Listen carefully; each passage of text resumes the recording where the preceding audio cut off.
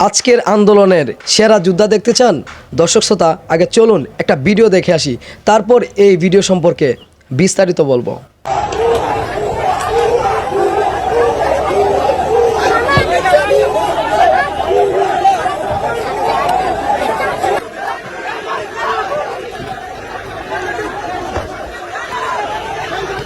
প্রিয় দর্শক, আপনারা দেখলেন ছোট একটা বাচ্চা ভাই, ছোট একটা বাচ্চা ছেলে পুলিশদের মারতেছে।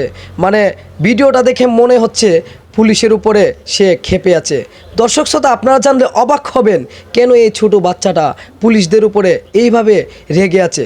দর্শক শ্রোতা, একটা লোক যখন, একটা ইউটিউবার যখন ওই ছেলেটাকে প্রশ্ন করেছিল, তুমি কেন পুলিশদের উপর এইভাবে আক্রমণ করতেছো, তুমি কেন যুদ্ধে আসছো, তুমি কেন পুলিশদের উপর রেগে আছো, সেই ছেলেটা ভাই উত্তরে বলল, সেই ছেলেটাই উত্তরে বলল, সেই পুলিশের উপরে আমি রেগে আছি কারণ সেই পুলিশ আমার ভাইকে গুলি করে হত্যা করেছে, সেই পুলিশ আমার বাবাকে গুলি করে হত্যা করেছে, সেই পুলিশ আমার আত্মীয় স্বজনকে গুলি করে হত্যা করতেছে, আমার ভাইদের প্রতি, আমার আত্মীয় স্বজনদের প্রতি সে আক্রমণ করতেছে।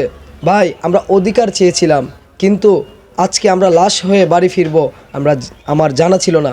দর্শক শ্রোতা, সে ইউটিউবার যখন আবার প্রশ্ন করেছিল, তুমি যখন যুদ্ধে আসছো তোমার মা বাবা কিছু বলে নাই, সেই ছেলেটা উত্তরে বলল, আমার মা বাবাকে আমি বলে আসছি আমি যদি মারা যাই আমার দাবি মুক্ত করে দিও, আমার উপরে দাবি রেখো না, কারণ আমি মারা যেতে পারি, আমি সাহস নিয়ে বাঁচতে চাই, সৈনিকের মতো বাঁচতে চাই, এইভাবে ভীতু হয়ে থাকতে চাই না। ভাই, এই ছোটো বাচ্চাটা দেখে কিছুটা শিখুন ভাই। দেখুন, এই ছোটো বাচ্চাটাও যুদ্ধের ময়দানে চলে গেছে, অথচ আমরা অনেক মানুষ আছি হাত গুটিয়ে বসে আছি ভাই।